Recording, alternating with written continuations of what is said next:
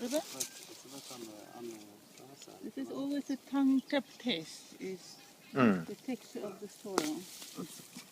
And whether you can dig in it at all. When it's a conventional farm, you can't do this. It's like solid. It's like cement. So that's a rock. Yes. Take that out in a normal soil. It's a different story. Yes, absolutely. But yeah, I mean, this is actually a very poor soil. It has about 75% rock in it. Wow. So that's why you can put it in your hand and just take it out there. But it's really about getting the whole soil living. But the soil doesn't look poor to me.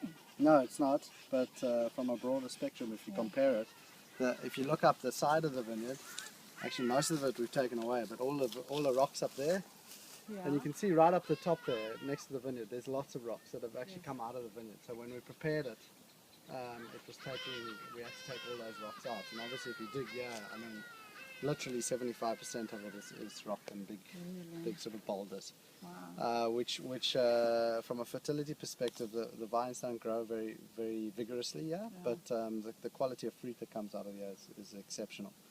And that's why we've got, this is a specific Syrah block that we get very good fruit out of. But for us, you know, the whole natural farming came about from a couple of sides. Number one, when I started on the farm, we were farming conventionally and it wasn't really working. So we looked at it and said, okay, this doesn't make too much sense. So what other alternatives are there out there? And with time, we developed our biologic sort of way of farming.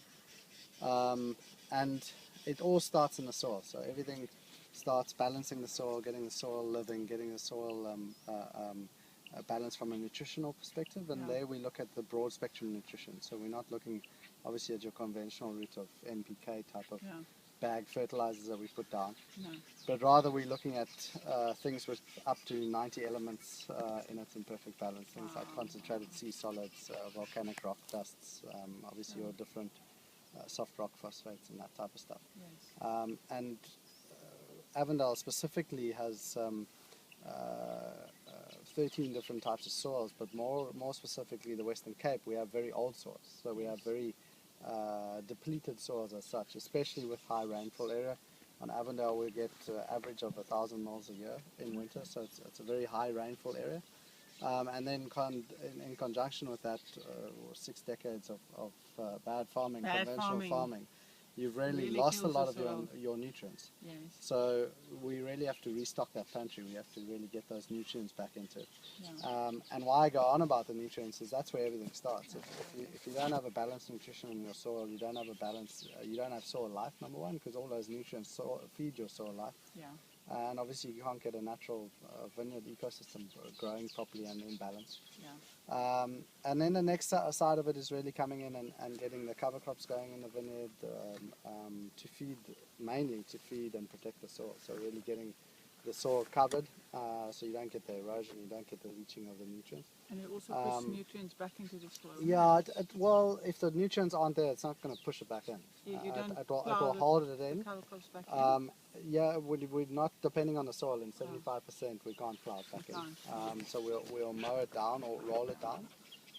But more specifically, what it really does is it gets your cover crops or your soil loosened up. So from a roots perspective, it also always has legumes in it, so a natural nitrogen source. And more specifically, it actually feeds all your microlife. Right. So it's a home for the microlife and it feeds the microlife. So it's a food source for them as well. So it's a habitat. It's a habitat and a food source. So your earthworms will come up and convert your organic matter, take it down into the soil and convert it into humus, etc. And get that whole chain reaction sort of working properly. So the whole eco-life underfoot is being nourished. That's it. And we're also wanting to get, obviously in a vineyard we're dealing with a monoculture which has its own challenges. Cover crop has the opportunity, or a mix of cover crops has the opportunity to really break that monoculture. Yeah. And the more diversity you have in soil life, the robustness of your ecosystem and everything goes with that. Yeah. So we always have mixes. We, as I said, we have about 13 different soils on Avondale, and we've planted everything in separate 1 hectare block sizes according to soil type. And then we manage it completely separately, so much down the line that we have about 10 10, 11 different types of cover crop mixes, at least nice. 4 or 5 different mixes, and then we do minimum tillage in it. Yeah. So we actually encourage the indigenous cover crops to come up as well. So even more diversity in it. Which is called by some people weeds, huh? Well, yeah, if you want to look at it that way. Anything that grows that you don't want there, I guess, is a weed. So I actually want it there, so it's not a weed to me. Indigenous plant, simply as that. But the biggest thing with weeds, and from a conventional perspective, if you look at a weed, it's as I said, it's something that people don't want there. In a conventional system, everybody kills it off, so you don't want any competition, and you want it. It's a problem if something's growing in the vineyard and competing with your vineyard, then it's an issue. From a natural farming perspective, we look at it very differently, and we don't view it necessarily as competition. Make no mistake, if your soil is out of balance, you're going to have very pioneering things growing there, and then it does compete hugely. So as soon as you get that balance in, your whole soil structure, your whole soil, things that grow within the soil actually change. And a great example of that, we had a vineyard down at the bottom of the farm, which is more loamy soil, where we had almost wall-to-wall ankies or nutsedge, which is a very, very tough thing to get rid of. Hectic, I know. So we actually, at the beginning, we tried every herbicide that you could possibly try on it, and it never disappeared because it's got a little bulb. And I started reading up about the soil balancing and so on, and specifically what role it has to play in weeds and in the competition and so on, and the balance. And it comes up that your nutsedge, each one of your plants that grow there tells you a story about your condition in your soil. Yes. So nutsedge, for an example, tells you that you've got a deficiency in a couple of major nutrients such as calcium, phosphates, zinc. You're usually anaerobic, in other words, you compacted or there's a water problem. And we went in and we analysed the soil, confirmed those sort of findings, and then we adjusted it all naturally. So from rock phosphates, calcitic limes, etc. And we went from basically wall-to-wall ankies in one season. The next season there wasn't one. So just like that. The ankies came to talk to you, tell you the Exactly. story that you didn't know. So Plants instead of that. going along and trying to kill everything off and say I don't want that there. Killing the messenger. Exactly. You should be looking at it and saying, look here, what is it telling you about the soil? What's the issues? And as soon as you get the balance there, once again, the competitiveness of the stuff that grows there changes completely. You don't need to come anymore. Yeah, then you don't need to herbicide, you don't need to kill off everything, and it's feeding the whole system once again. Yes. So that's the sort of cover crop. There are many different goals in the cover crops that we try and achieve with them. Would you say that's kind of some of the sort of ancient or older knowledge that we lost during our chemical farming era? Yeah, I definitely think so. Obviously, there's also a side of it that farming's come a long way from a scale of farming. So you know, in the old days, they used to have their little patches that they grew, almost subsistence farming, where they did natural rotations and they had interplantings and so on and so forth, and the knowledge that went with that. Obviously now you've got big commercial plantings, etc., and the chemical side of it, which completely loses the plot to a degree, but also that knowledge, the for sure. The interaction of everything together, and companion planting and everything that goes with that. The other side of the cover crops, we wanting cover crops actually to be growing in the vineyard the whole way through and flowering at different stages. So we'll actually plant things that flower in the middle of summer, flower in autumn, like now even you'll see there's things flowering now, and that brings all your natural predators and stuff into the vineyard as well. So we don't just want that in the natural strip outside the vineyard, but we actually want it in the vineyard as well, and getting that whole diversity and everything going with that. The next side of it, obviously, if you've done the soil balancing, you've got your cover crops going, we look towards nature to control specific pests. So obviously with a monoculture, you do have issues that you need to control, and there are many different examples of using beneficial bacteria, beneficial fungi to control mildews and things like that. Predatory wasps and so on for controlling mealybugs, and they all work exceptionally well. I think the most visual example of natural pest control for us is our use of ducks, and the whole story that goes with that, which is a great story of how if once again if you connect with nature and you look to nature for the solutions to controlling a problem, they are there. You just need to adapt them to your system and make them work for you. And it's a win-win situation for everything. You know, any byproduct out of the ducks will actually add to the fertility, and there's no downside of it. And that's, if you truly work with nature, that's the benefit, because there aren't the downsides. There is a symbiotic relationship, and really enhances the whole system, and on an ongoing basis. It's almost as if man must just put itself back into the cycle of life and not stand so outside anymore.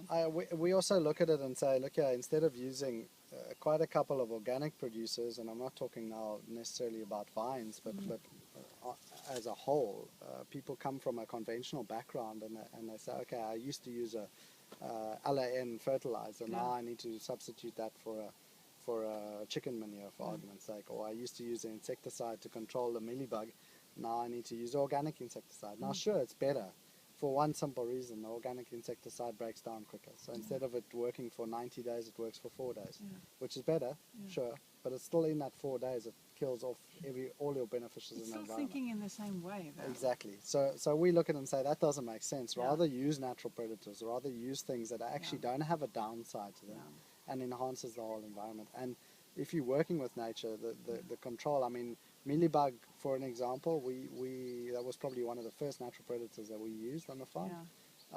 And you release these little peregrinus, little wasps. It looks like a wine fly, actually. And you release them, they go out, they fly out, they come 3,000 in a little matchbox, and you hang it up, and it breeds out, and it goes and predatorsizes. Wow. And we took the first year that we did it, we had basically a write-off block. And at that stage we were still chemical in 99, 2000, and we said it was a wet winter where you couldn't spray the chemicals and such. So I started looking for other examples, and we found this, and we used it, and we got 100% control in that block in a year. No issues. It was basically equivalent. The pricing was about the same as a chemical, and you release in that first. If you've got a big problem, you'll release about 60,000 of these. But bear in mind they're 3,000 in a matchbox, so it's not actually that much. So where do they come from? There's a breed or insectry in Nelspruit that breeds them. And are they kind of indigenous to They are indigenous. They are, yeah. So it's and now they're not proliferating and getting more and more they and do. causing troubles. They're very specific in what they do. So their food source is the mealybug. They're not going to now start eating your ladybird or start eating something else. They are just and that's on the beauty. guard, and they're just looking after And it. if they're not there, then they will die off because they don't actually have a food source. So what you also find is 60,000 in the first year that we released. The next year you cut it down to 40,000. Next year you cut it down to 30,000. And we don't release anything because there is no more problem. They are it's there. It's their normal mealybug problems, and obviously that's also linked to your nutrition in your soil. If you have balanced nutrition, you have a healthy plant. You don't have the insects. Bear in mind that insects are nature's trash collectors. You know, if there's an imbalance, and specifically nitrogen imbalance, nitrate nitrogen, it actually attracts a lot of your insects and your problems into and insects are just cleaning up the trash. It's just cleaning up the rubbish. They are not really the problem. No, they're not the problem. There's other problems. They just alert you to the problem. So that's sort of, you look at the soil minerals, you look at the cover cropping and getting that food source and that cycle going. You look at the natural predators, and then the next part is really where the biodynamics come into it, because the biodynamics, you're really working with energies, and you're working with the planetary influences and the cycles of the Earth and of the galaxy as such, but working with energies. And it's really the sort of homeopathy of agriculture, and it connects the dots. It makes everything work properly. So it connects the soil microbes and the soil nutrients and the cover crops and everything, and makes it work. So you've got different tools in that. So you plant according to the moon and whatever. Yeah, as far as possible we do a lot of your foliar spraying and nutrition, natural nutrition according to the moon. Obviously we have the whole biodynamic planting calendar, which have the different days and certain times that we do things and others. As well? We have started. Most of my preparations currently I get from a very good source, actually international source that we use. Oh, they make them now and distribute them.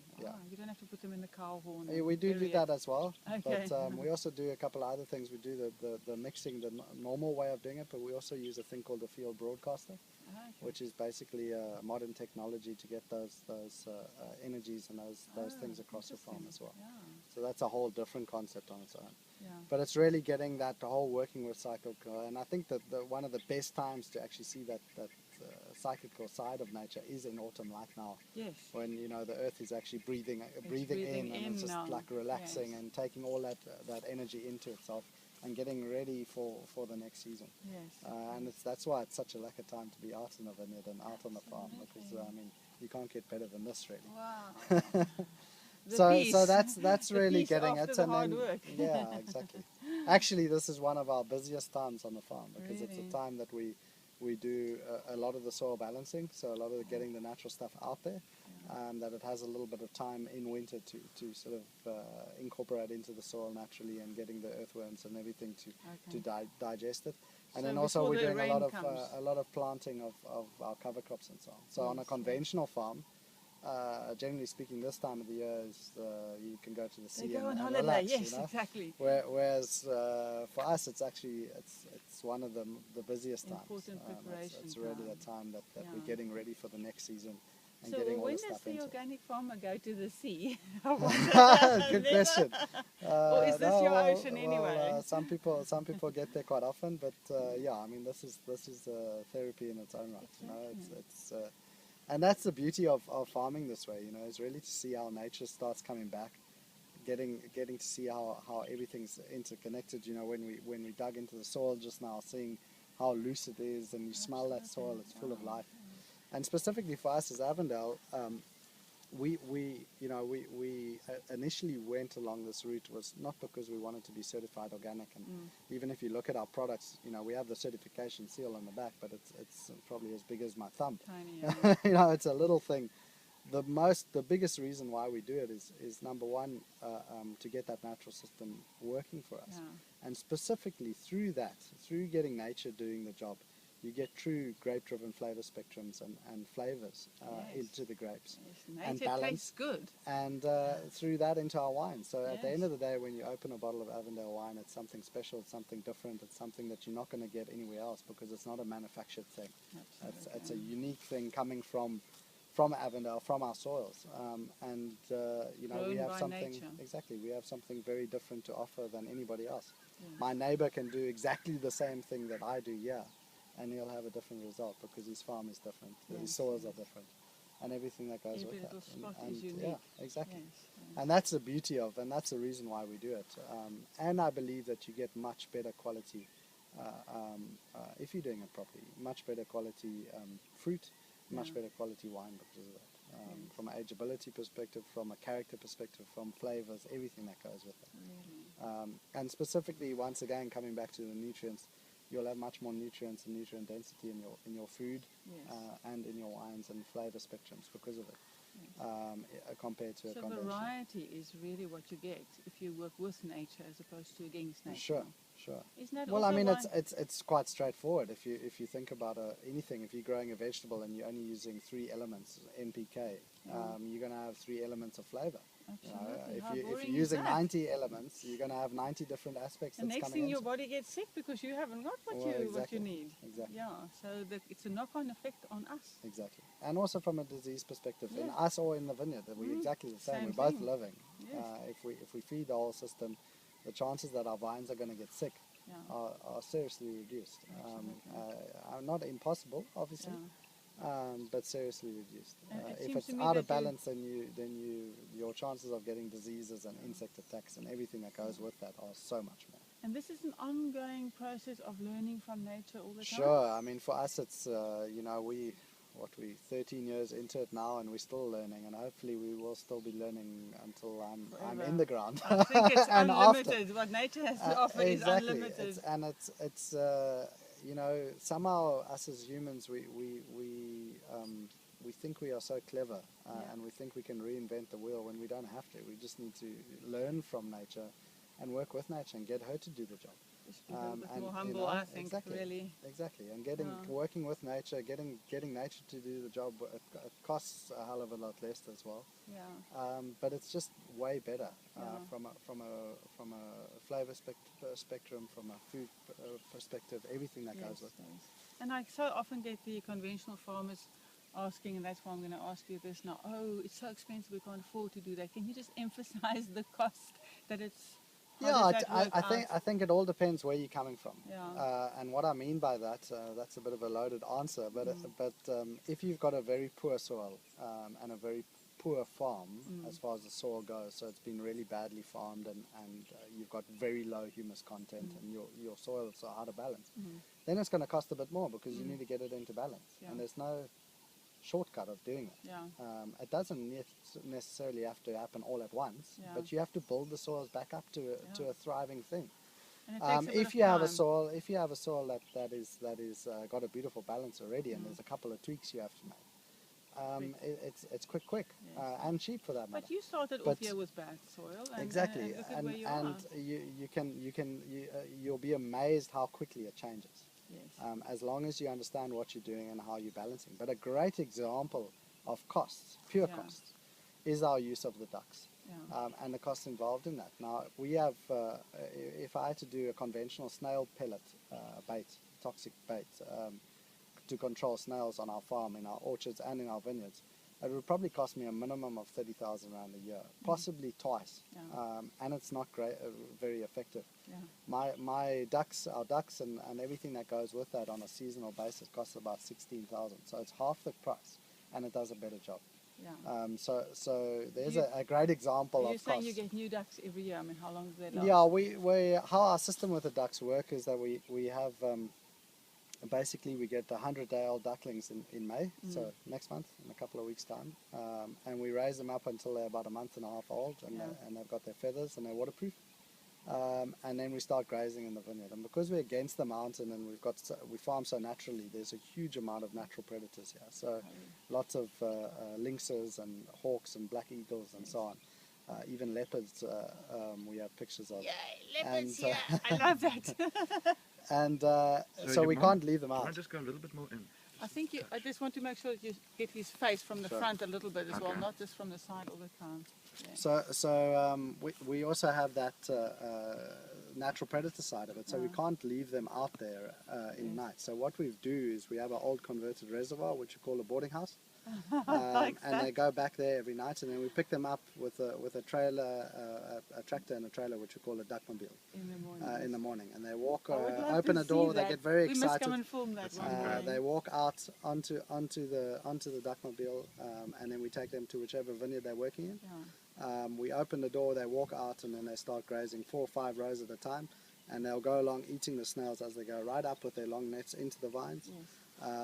And when they get to the end of the row, they turn around like a tractor, take the next 4 or 5 rows. Really? So and they're systematic? Yeah, and then in the evening we pick them up and take them home again. So how do you pick them up? I mean, don't they run off? No. They, as soon as they hear the tractor coming, then they'll walk back to the duckmobile up onto the back. They're not stupid. They know what's good for them. Yes. If they stay outside, they know they're sitting ducks. So they'll be sitting ducks. They literally, you'll come back the next morning and there's just white feathers everywhere. So they don't survive outside. Yeah. But the beauty, actually, when we first did it, the first year, I read about this specifically with a vegetable production operation in the States where they were using ducks, and we adapted it to our situation. But it was amazing when we first put them in. We sort of got this whole bunch of flock of ducks going through the vineyards, and they sort of got going, and you could see them eating, but they would get stuck in a place. And at first we thought, geez, these guys are getting lazy, let's chase them through.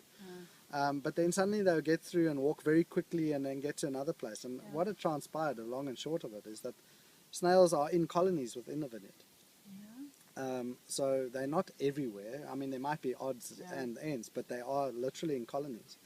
And these ducks would go along and get stuck in the colony. So they'll be eating away while they're there, but they're busy. Yes. And then suddenly they get out of the colony and, okay, they're not too many, and they would hurry up through to the next one. Together as well. But, yeah, exactly. So through that, you're getting proper control of the problem, the snails. Colony gets one. Exactly. If you compare that to a conventional application of snail bait, you apply evenly across the whole vineyard. So where you've got, because man doesn't know this stuff. Exactly. So where you've got a colony of snails, you don't have enough bait to actually control it. Yeah. And where you don't have a colony, it goes into the soils and does the detrimental side. Yeah. So you actually don't get effective control from the chemicals anyway, and it's cost effective. And any byproduct out of the ducks are actually adding to the fertility. So it's a win-win situation. And it's a great example of... So they work here for a year before you get the new lot? Yeah, basically we And then what happens to them? I have to Well, it depends. Which answer do you want? No, look here. The snails' main time is over winter time and springtime, and then around about December, depending on the season. If it's a wet year, then your snails are no longer an issue. So we keep about 25 of them as sort of the graduates that we keep around for. They teach the other ones, and we also use them for educational tool to show our clients and people who want to see how the whole natural system works. So people can come and do an eco tour and actually see everything working. The other 75 or so, we've been known to relocate them to certain areas. But some of them have also been relocated to pots. I was going to say, do they not also turn into food? It's a natural thing. So we actually you don't supply. do that yourself. You don't. No, we do. Up in your restaurant no, we don't. We don't have a restaurant, but we do supply some local restaurants.